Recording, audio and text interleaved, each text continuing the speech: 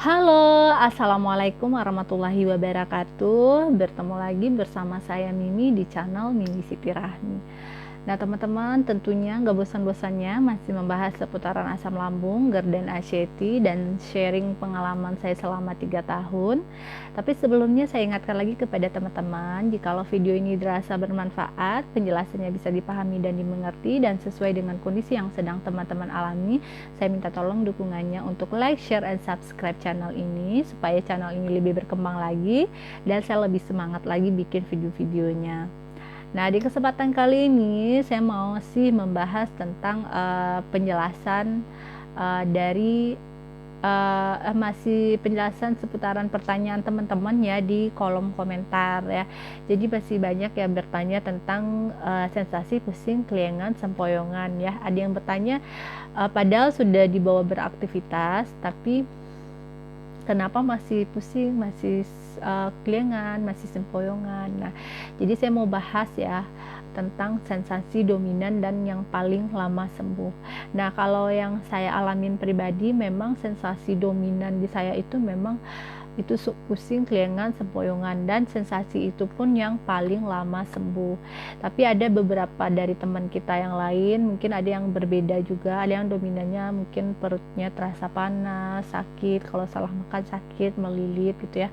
Ada yang kayak dadanya terasa terbakar, dadanya sesak di dada gitu ya, nyeri di dada, ada juga yang seperti itu. Tapi kalau di saya ya itu lebih ke pusing, sempoyongan, dan kelengan. Dan mungkin dari teman-teman ada yang sama juga dengan saya ya. Jadi memang kalau sensasi sepengalaman saya ya teman-teman, sensasi kelengan, sempoyongan, pusing itu memang sensasi yang paling lama sembuh. Ketika sensasi yang lain sudah hilang, di masa-masa pemulihan itu tetap masih ada, dan memang itu kalau di saya ya itu memang cukup waktu yang lama juga ya. Selama masa pemulihan sensasi itu masih sering muncul ya, kayak kelengan, sempoyongan, jalan, pusing mungkin cuman beberapa kali ya. Jadi buat yang bertanya kenapa masih sempoyongan, masih pusing, kelengan gitu padahal sudah dibawa beraktivitas ya. Jadi mungkin bisa jadi yang bisa saya jawab ya kan sesuai pengalaman memang seperti itu adanya ya teman-teman, karena saya rasakan juga seperti itu, memang lama. Jadi butuh waktu mungkin 8 sampai setahunan kalau saya ya teman-teman. Jadi 8 sampai setahunan masih ada dan perlu dibiasakan lagi untuk kembali normal gitu ya. Jadi memang itu wajar ya teman-teman, tapi perlu teman-teman perhatikan lagi ya. Bisa jadi mungkin selain memang butuh pembiasaan untuk normal lagi, mungkin masih ada beberapa kesalahan dari kita gitu ya. Yang pertama itu mungkin masih ada kesalahan dari pola makan. Nah mungkin teman-teman tanpa teman-teman sengaja ada memakan makanan yang memang belum cocok di lambung teman-teman tanpa disadari ya. Jadi masih menimbulkan sensasi itu. Jadi seperti yang saya ceritakan ya, ini terutama buat yang tidak ada gangguan di lambung, tidak ada sensasi di lambung ya maksudnya. Jadi waktu saya dulu kan karena tidak ada sensasi di lambung, jadi makanya nggak kepikiran kan kalau penyebab semua sensasi itu ternyata asam lambung, ternyata sumbernya itu di lambung. Nah bisa jadi kayak gitu ya, kalau makan normal-normal aja, nggak ada tetap nafsu makan, nggak ada sakit kalau makan ini itu, nggak ada perih perutnya, jadi tetap makan. Tapi efek sampingnya ke organ yang lain kayak pusing, kelengan, sempoyongan dan lain-lain ya. Bisa jadi tanpa teman-teman sadari itu masih ada beberapa makanan yang tidak sengaja teman-teman makan atau tidak teman-teman sadari ya, yang masih membuat sensasi pusing, kelengan, sempoyongannya. Jadi sensasinya ke situ perginya, bukan ke perutnya. Jadi coba dicek lagi, atau memang makanan teman-teman itu belum lengkap asupan gizi nutrisinya juga ya, belum lengkap. Jadi coba dicek lagi. Dan ada beberapa orang ya yang memang dia sengaja ke ahli gizi ya, yang kena asam lambung pergi ke ahli gizi supaya lebih benar ya pola makannya gimana, menu-menu makanannya gimana ya. Kalau di ahli gizi kan itu dijelaskan lagi, ini harus makan ini itu segala macam. Jadi itu lebih cepat juga pemulihannya gitu ya. coba dicek lagi. Kadang kita mikirnya memang sudah udah mantangin makanan nih, tapi pada kenyataannya kita tidak menyadari. Yang seperti pengalaman saya juga ya, dulu pernah mantangin makanan, benar-benar mantangin makanan, nggak makan apa-apa, cuman makan wortel, makan nasi, tapi sensasinya malah makin jadi kayak gitu, gak lemes, malah nggak ada tenaga, kayak muncul panic attack-nya muncul gitu ya, tiba-tiba menggigil gitu, karena memang nggak ada nutrisi yang masuk di tubuh kita ya, nggak ada gizi ya. Gimana ibaratnya motor nggak diisi bensin ya nggak bisa jalan ya teman-teman. Jadi seperti itu. Kemudian cek lagi ya, yang kedua itu aktivitasnya itu yang kayak gimana, apakah aktivitas yang teman-teman lakukan itu terlalu berat atau bagaimana gitu ya.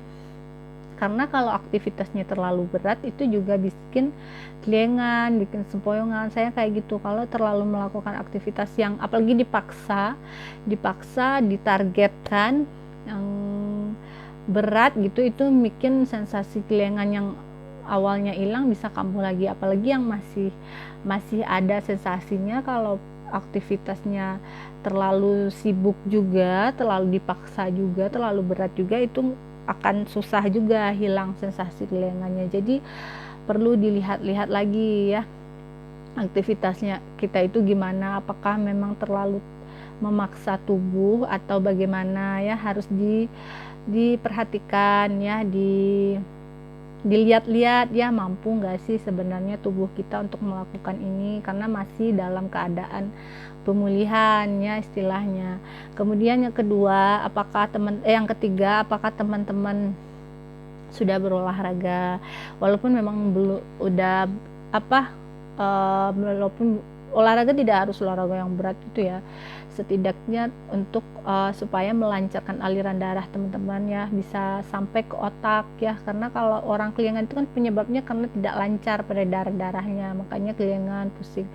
Jadi olahraga ringan yang pernah saya share juga kayak gerakan kepala dari ke bawah, atas, kiri, kanan, kemudian tangan juga sudah pernah saya share, silakan lihat di terapi penyembuhan asam lambung dan ACT, gerakan tangannya gimana, kaki gimana, pinggang gimana ya, udah pernah. Jadi supaya lancar peredaran darahnya. Kalau peredaran lancar ke otak, itu otomatis kelingan, sempoyongan, pusingnya bakal hilang ya. Kemudian apakah yang keempat, apakah istirahat teman-teman itu cukup gitu ya, jadwal tidurnya itu tidak tepat waktu gitu, kayak orang kalau masih begadang, masih kelelahan ya, itu juga masih akan menimbulkan sensasi kelingan, sempoyongan gitu. Jadi harus jadwal tidurnya itu harus teratur, harus tidur jam 9 itu, mau ngantuk gak ngantuk harus tidur, harus berbahan di kamar gitu ya. Kemudian jangan terlalu lelah ya, kayak kembali ke poin yang nomor 2 tadi ya, kadang aktivitas yang terlalu banyak jadi bikin lelah ya. Kalau kita lelah itu juga bisa bakal muncul lagi sensasinya gitu. Kemudian yang kelima, teman-teman lihat lagi apakah masih mengkonsumsi obat tertentu ya, karena memang ada beberapa obat yang menimbulkan efek kelingan, sempoyongan, pusing. Kayak saya dulu pernah minum obat yang botolan kayak sirup gitu, nah itu langsung kelingannya makin menjadi-jadi ya, kayak mau terbang gitu ya. Jadi di awang-awang kayaknya badan kita itu ya teman-teman, kayak gitu sensasinya. Nah karena memang ada beberapa obat yang bikin sensasi seperti itu ya, efek sampingnya pusing, sempoyongan, kelingan. Jadi perhatikan lagi apa teman-teman masih mengkonsumsi obat-obatan gitu ya, bisa jadi itu penyebabnya teman-teman masih mengalami sensasi kelingan, pusing, dan sempoyongan. Kemudian yang terakhir, apakah teman-teman sudah rajin minum air putih hangat ya, karena air putih hangat itu yang amat sangat membantu untuk untuk proses penyembuhan ya teman-teman ya, terutama manfaatnya itu salah satunya melancarkan peredaran darah tadi ya. Jadi kalau peredaran darah udah lancar, otomatis ya bisa kelingannya bisa hilang, sensasi pusingnya bisa hilang. Jadi perlu dicek and recheck lagi apa benar sudah betul ya teman-teman ya.